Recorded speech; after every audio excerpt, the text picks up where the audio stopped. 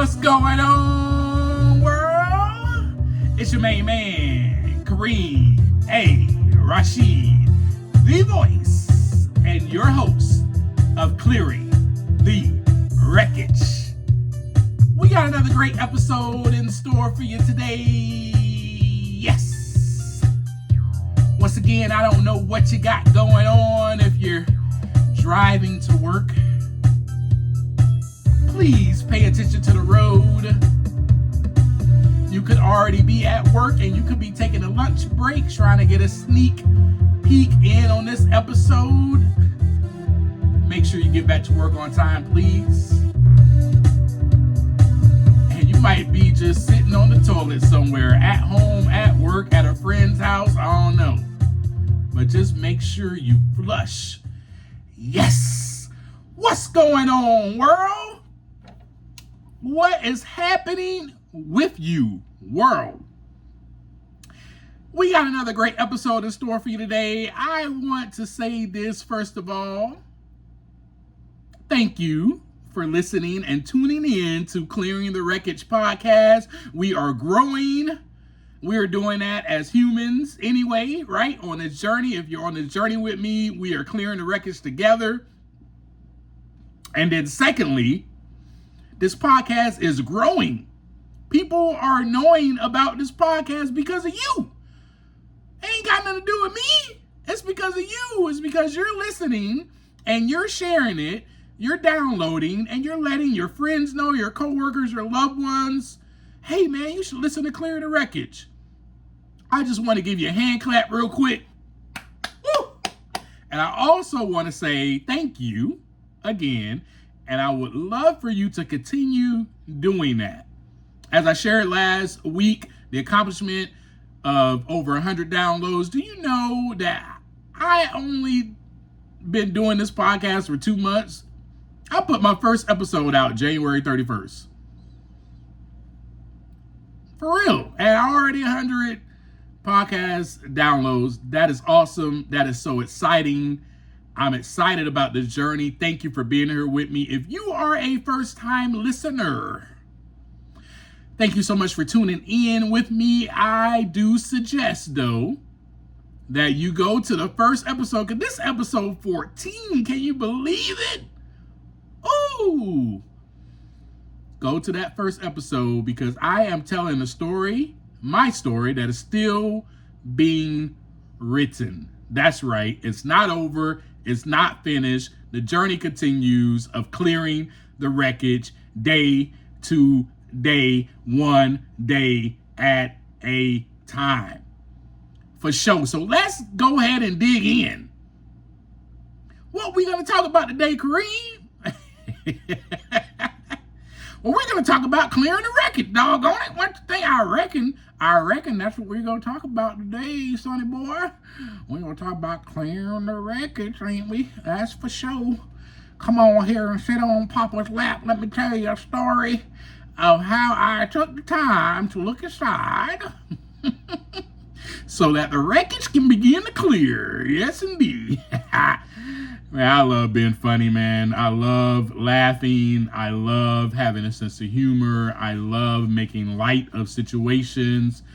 I enjoy it. I enjoy my personality. Back then, I did not know who I was. I did not enjoy my personality.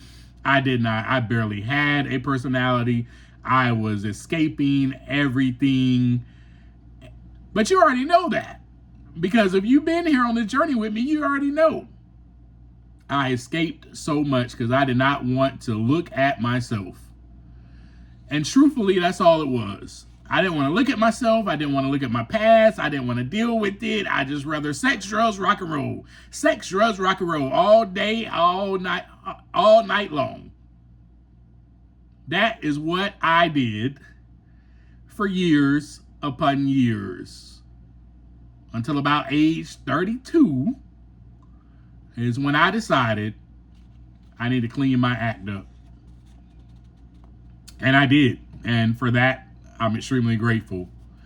Today, we're going to kind of talk about, so last week I talked about those emotions that were easily suppressed, right? Because of how I was raised. And I talked to a lot of the men. I know I got so many female listeners, and I'm so happy about that. And I want to apologize that that last episode wasn't necessarily, catered to you. And I apologize. I know it was really, a lot of it was catered to men. But I appreciate y'all, and I'm not going to apologize again because I'm so used to doing that. I don't want you to be upset. I still want you to listen, you know what I mean? Anyway, boy, that's some wreckage right there. Did you just hear that? That right there is wreckage that just came out of my freaking mouth. Out of my mouth. Still learning to accept myself fully, right? Because if I accept myself fully, I don't really need your acceptance. I ain't got to be begging for your approval, but I just did. Oh boy, I'm a trip. Anyway, so today I want to dive in just a little bit more on that topic about emotions being suppressed, but for the most part, I want to talk about how that created more wreckage inside of me that I didn't know about until I went to the psychiatrist and I got diagnosed with post-traumatic stress disorder. With that being said, so PTSD is something that can happen to anybody. In fact, there's a study done that says over 70% of adults experience at least one traumatic event in their lifetime. Another study done that 1 in 3 people will develop PTSD at some point in their life. Wow, isn't that something? So let's keep that in mind while this episode is going on, okay? Now let's move on to how PTSD affected me and how it created wreckage that I had no idea, no inclination. You know why I had no idea? Because I was like, I'm on the run. I'm on the run. I don't want to face myself. No. I just came up with that. That's a little song, a jingle. I came up with that. Maybe that should be a jingle at the beginning of the episode. Oh, I'm on the run. I'm on the run. I don't want to face myself. Oh, no. For real, so, man, that's what I did. I did not want to face myself. However, I was experiencing, even when I was suppressing my emotions, escaping through drugs, alcohol, and sex, drugs, rock and roll, escaping through that life. I was escaping because I was experiencing so many symptoms of not only emotions that were just trying to surface up, right? Resurface, but so many symptoms of PTSD. So many that I did not know that they were symptoms of that until I took the time to look inside so that the wreckage can begin to clear. So that the wreckage can begin to clear. Yeah, man. So until I took the time to look inside, until I got sober, really, and I started, journaling and doing the things I needed to do, I was able to take some time to look inside. And I saw this wreckage and I was like, oh, okay, maybe I should see a psychiatrist. So let's start from there. I got diagnosed with PTSD. Let's talk about what post-traumatic stress disorder is. Let's break down each word in PTSD. Let's start with the P. Post. What does post mean? Post means after or behind. No, we're not talking about posting something up on social media. I know that's what you're so used to posting, but we ain't talking about that. We're just talking about what the word post means. It means after or behind. Truly, it's just another word for past, basically. Traumatic Well, something traumatic is something that comes from trauma, that the traumatic part of it, what makes it traumatic is the pain or the wound or the puncture or the distress, right? So traumatic could be psychological pain. It could be a wound to the body produced, by a physical injury. It could be distress to the mind or one's emotions. Check, that was me. And it usually comes from a disastrous event outside of usual experience. So let's just say, rape, abuse, car accidents, traumatic. That is very traumatic. Stress. Well, what is that? What is stress? It is physical, mental, or an emotional strain that disturbs one's normal bodily functions. And I'm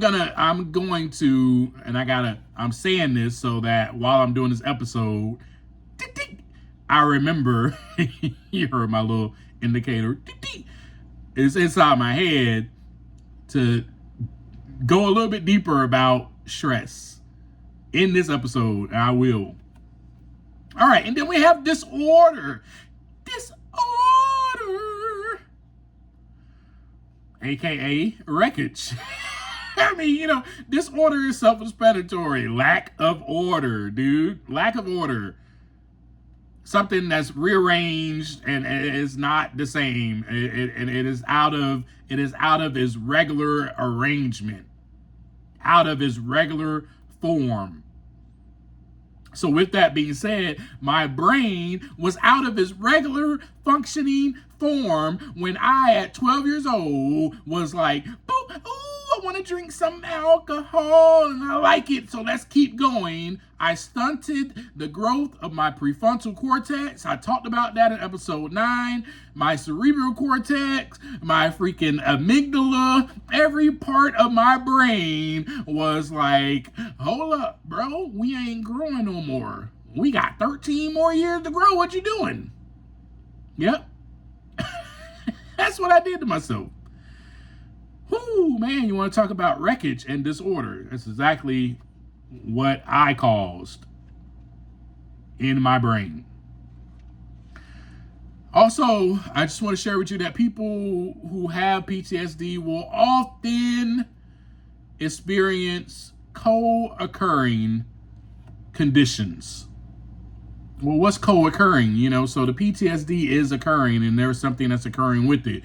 And those conditions normally consist of substance abuse, check, depression, or anxiety. Remember I told you when I went to see the psychiatrist, he didn't just diagnose me with PTSD.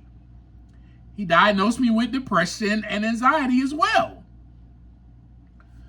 Yeah, so I had all those things going on the inside of me. But I was taught not to share my emotions, not to express my feelings. So all this stuff was building up on the inside of me. All of this wreckage, just all of it, continued to remain inside of me. And we talked about the definition of wreckage. When I say wreckage, just think about remains. Think about parts that are remaining, unwanted parts that don't need to be there. Crap. Think about that. So let's talk about some of the things that I experienced, some of the symptoms or the feelings that I was experiencing of PTSD that I was escaping from by escaping toward a life of sex, drugs, and rock and roll. Oh, man. One of them was difficulty concentrating. I barely could concentrate on things. Another one was having so many sleep disturbances, could never fall asleep. I was also hypervigilant. I also had negative feelings about myself constantly. So let's dive in shortly in a second about some of those symptoms even more, what those symptoms are. There's about 19 to 20 symptoms that I'm going to list. And when I list them, I'm going to say check if I experienced it. And that is one of the things that made me, after I took the time to look inside, that's what made me go, hey, I need to see a psychiatrist. Something's going on up there in my noggin. Something is going on in my noggin. I react differently when somebody scares me. My startle response is extremely, it's almost like I'm dying. When somebody scares me, I feel like I am having a freaking cardiac panic attack. A panic attack when someone scares me.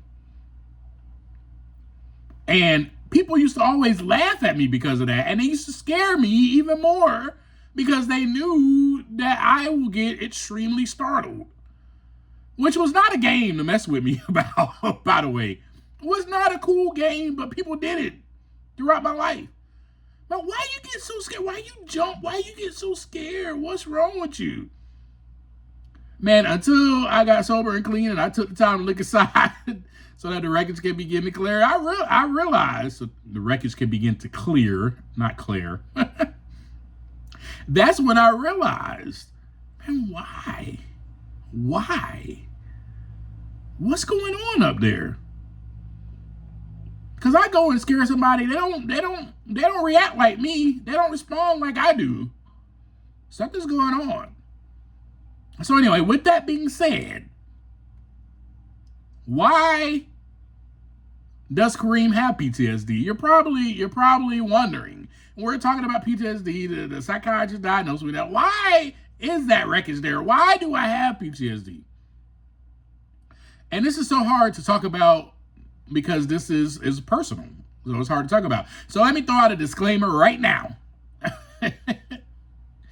A disclaimer that there is no one in my family that I am discrediting, I am dishonoring, I am defaming, I am putting in a bad light at all. When I state these things, I am simply sharing my experience. My experience could be different from theirs. I am simply just sharing mine and the wreckage that was caused from it. Okay? Because I've invited you in on this journey and we're here now. So we're going to talk about it. One of the events, traumatic events that happened to Kareem when he was a kid, I know I'm talking in third person. When I was a kid, I used to get awakened in the middle of the night, in the middle of my slumber, by punches to my face and my body.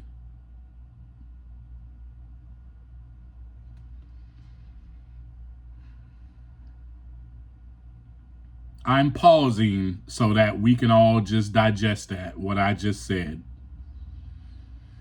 I'm also pausing so I can show some empathy to myself and some grace to my own self and compassion toward my own self. But also that you can maybe show some compassion and empathy toward me. Also want that to sink in a little bit. I was just a kid. I'm not talking about, 20 years old, an adult, or 21. I'm not even talking about 18. I'm talking about this started when I was a kid and went on for years. This started when I was a little kid.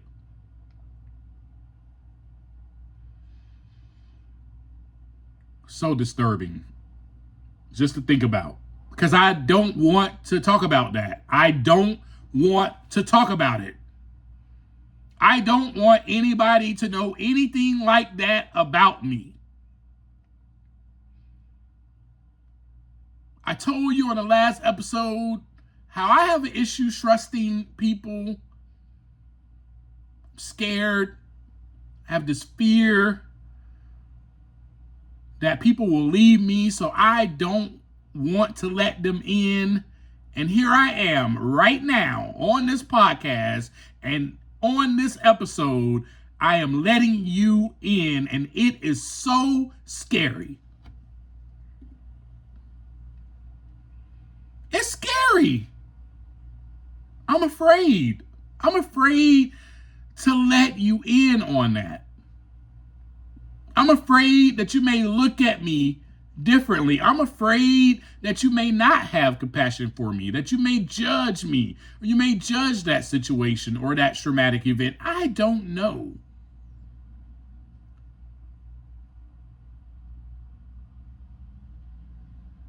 So I just shared my wreckage with you. Just share my wreckage with you once again. But I'm here now. I decided to do this to let you in, to let my followers, my listeners in my life, to connect with you so that we can connect with each other, because we are truly one and we are in this together, and it is about oneness and togetherness. I don't know if those are words. I just put ness on the end of words and I make them into words. But anyway, yeah, that was very traumatic. We're not talking about, just one night when I was sleeping, someone was on top of me punching me. We're not talking about one night. We are not talking about one night. We're talking about throughout life, throughout my childhood, throughout my adolescence.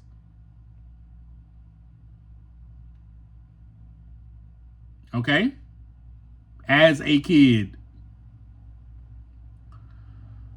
All right, so now that is post. That's behind us. I like that. You like how I just said that? You like that little joke? That's post now. It's behind us, and that it is post. It is behind me. It is. It happened when I was a kid and when I was growing up. It's still, yes, it happened throughout my adolescence and, things like that. But I was a kid, and so that was in the past. It's post. But the trauma from that, the psychological pain, me thinking so less of myself, I should be punished. I should be punished. Is how I thought of myself. For years, when I made a mistake, I was punished.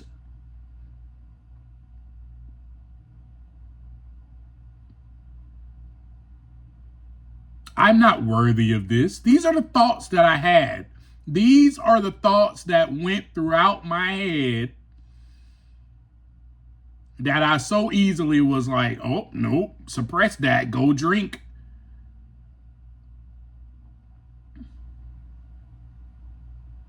Guilt, shame, fear. These are the emotions that were suppressed in me for years. These are the symptoms that I was dealing with. My solution was to run. Run away and escape. And like I told you in the last episode, now you may understand a little bit more why I told you in the last episode the only thing I could trust was alcohol and drugs, because they were always there and they didn't abuse me. At least not at that moment. I didn't think so. I felt great. I had courage. All of a sudden, I was a scared little boy. All of a sudden, I had courage. True story. But this is me. Y'all are here with me. Y'all are here with me on the journey. I'm so glad. So let's talk about some of the things, the symptoms that I was experiencing. And truly, even more when I took the time to look inside so that the wreckage could begin to clear. Once I was sober, I could really feel these things. And I could really see these symptoms That's why I was like, oh, I got to clear this. I need to go see a psychiatrist, man. There's something going on up there. There's something going on inside of me. Wreckage that I need cleared. Let's find out what that is. So we got some symptoms of post-traumatic stress disorder.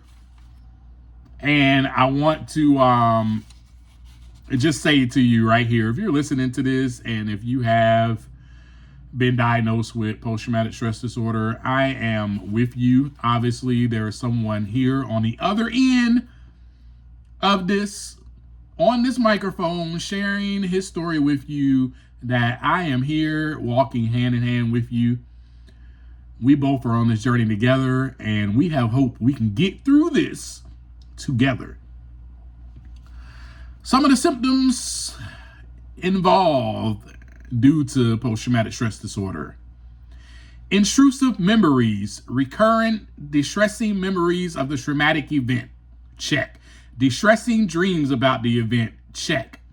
Flashbacks, feeling like the event is happening again, check. Intense or prolonged distress when exposed to reminders of the trauma, check. So let's just stop right there and pause for a second. All of those things. So remember, when I was a kid, these things happened to me when I was asleep. I was being awakened by punches to my body, to my face, battered and bruised. I have dreams, not so much anymore because the work and the wreckage is being cleared away.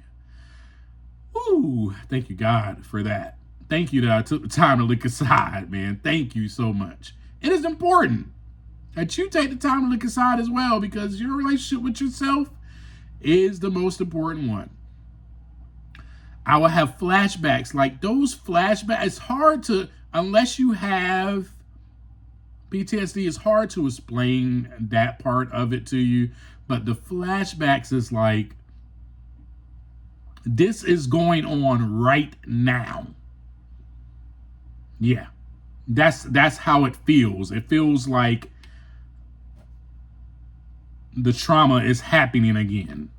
All right, so let's move on. Avoiding thoughts, feelings, or memories related to the trauma. Did I? Yes.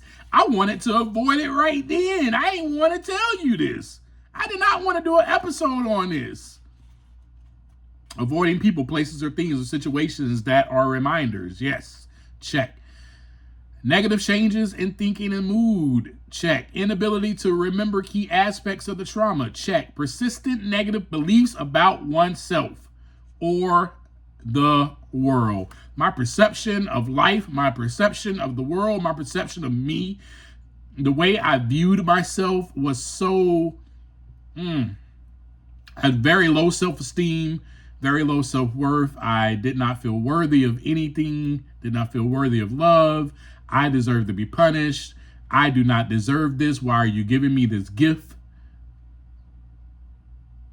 And these are some of the things, some of the symptoms that I dealt with.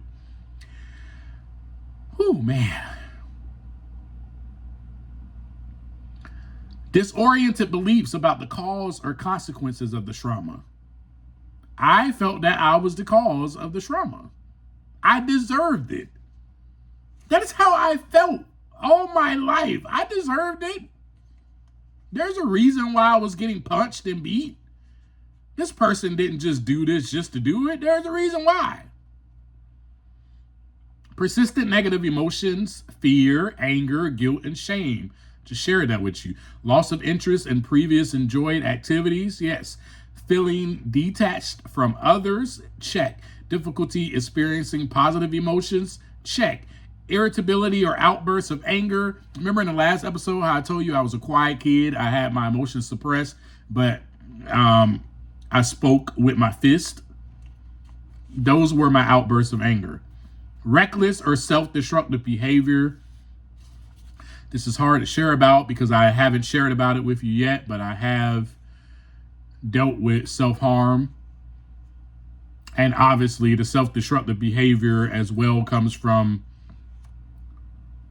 using drugs in a manner that I did, in a destructive behavior, and alcohol. But I also harmed myself because I wanted to punish myself. I was feeling guilty or shameful. And so that's what I did. And if anybody else is dealing with that, just know that I'm here with you and we can get through it together. We're on this journey together.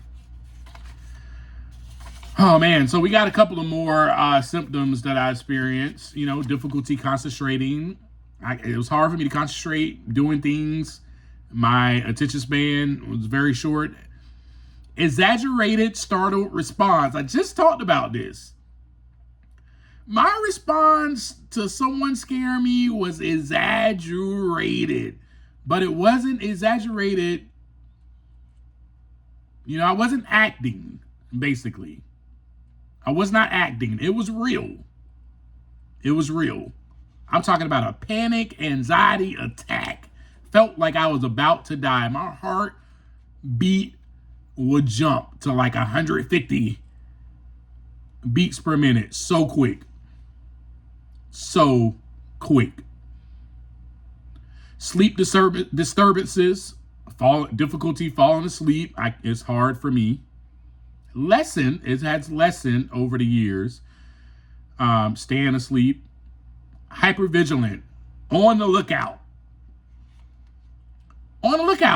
So let me tell you something about so both of those go together. The sleep disturbances, difficulty falling asleep or staying asleep, and hypervigilance. For me, both of those go together because remember, the trauma happened while I was sleeping. So do you actually think that I sleep? Do you think that I sleep? I don't. Not at night. Not at night. Not at night. No. I've gotten a lot better. The wreckage is clearing. I've gotten a lot better. Trust me. And so for that, I'm really grateful that I have been taking the time to look inside to clear this crap. Difficulty maintaining relationships. Check. Not good at that. Not going to get close to you. Feelings of isolation. Check. I'll isolate myself. And difficulty feeling positive emotion. Check. So I was going through all these things, feeling all these symptoms, dealing with all of them, and they're coming up even more, once I got sober and clean. So I was like, man, let's clear this. Go see a psychiatrist. Boom, got diagnosed with it. Boom, let's go see a therapist. And, one of the things that helped me with psychotherapy is that my therapist started doing EMDR treatment on me. It was something that I did not know about, but she suggested it and we did it. And this type of therapy aims to help me process and resolve emotional distress that's associated with the trauma, with the traumatic memories, allows for a shift from negative to more adaptive beliefs and feelings.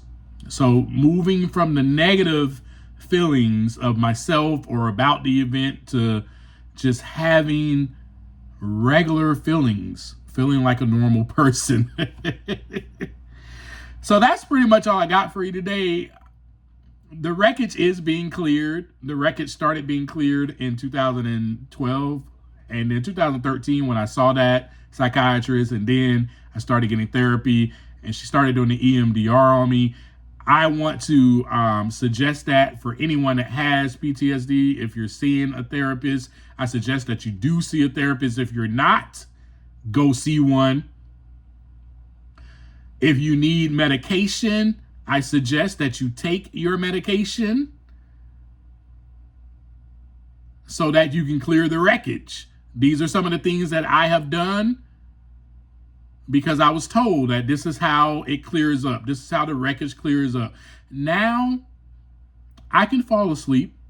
I don't have difficulty falling asleep, per se, as much as I did in the past. I don't have difficulty maintaining relationships. I just don't anymore. Because one of the things I learned is that I got to be true to myself. I got to accept myself. I got to love myself. And by doing that, I'm free. I'm so free in my relationships. I could talk about anything with my friends, and I'll be like, I don't care if you judge me or not. Then if you do, you're not my friend. That's how I look at life now. I have a whole different viewpoint and perception of the world. The world is not against me. That's how I used to feel. Now, my perception is I am to be of service to this world. I am of great use to this world. That is my perception now. Who can I serve? Who can I help? Yes.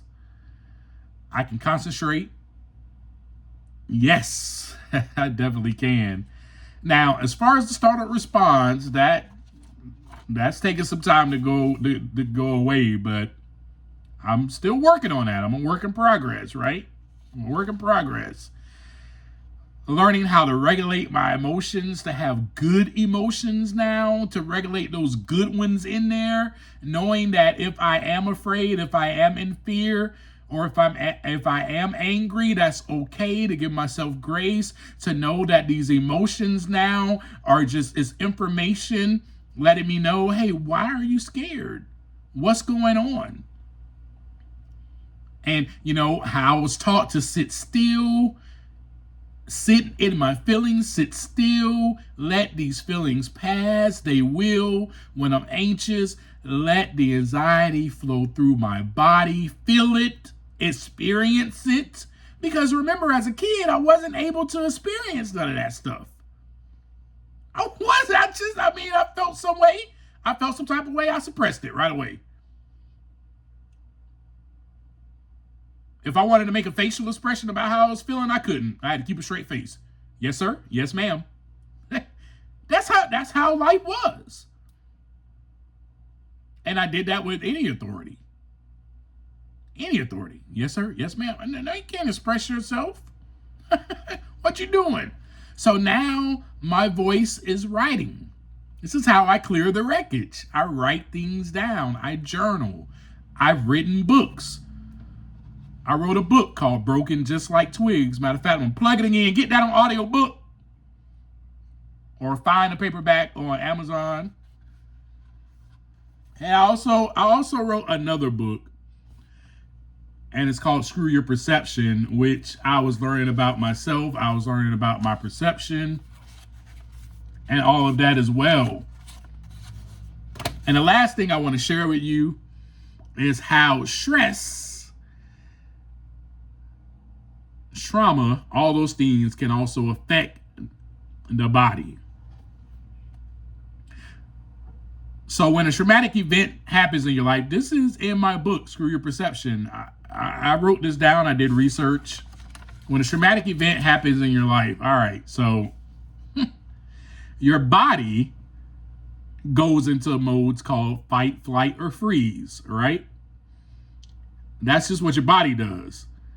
What happens to the brain is the first thing, and this is according to a doctor, MD Dan Siegel. 2 chemical reactions that happen in the brain during trauma is an acute secretion of cortisol, which is a stress hormone, and adrenaline. Adrenaline, which increases the encoding of what is called implicit memory, long-term unconscious memories, perceptual and emotional, procedural, nonverbal, and priming, which could manipulate human behavior. So what is cortisol? And how does it affect your brain? Well, according to Dan Siegel, MD, cortisol in the acute phase could lead to a blockage of the activity in the part of the brain called the hippocampus, which is very integrative to the memory. So we just talked about some of those symptoms, right? The inability to remember key aspects of the trauma. That's a symptom of PTSD. All right, moving on. He goes on to state, cortisol, with extended periods of release, could be neurotoxic to the developing brain, maybe inhibiting growth, but also killing existing neurons. Basically, the hippocampus can become smaller with the increase of the amount of stress. So you can see how my perception, how my viewpoint, everything changed post. That's why it's called post-traumatic stress disorder. The stress that I was feeling and going through is from the trauma. All right. So anyway, just thought I'd share that. That's just your juicy tidbit for today. Anyway, you guys are awesome. You all are awesome. I should say, rather than that, you all are awesome. Thank you so much for tuning in to this episode. Again, if you like this episode, don't forget to follow, download, like, subscribe, and share. Share it on your stories, on Facebook, Instagram, TikTok, wherever your social media platforms are. And I will also like to leave you with what I leave you with all the time. Take some time to look inside so that the wreckage can begin to clear. Peace.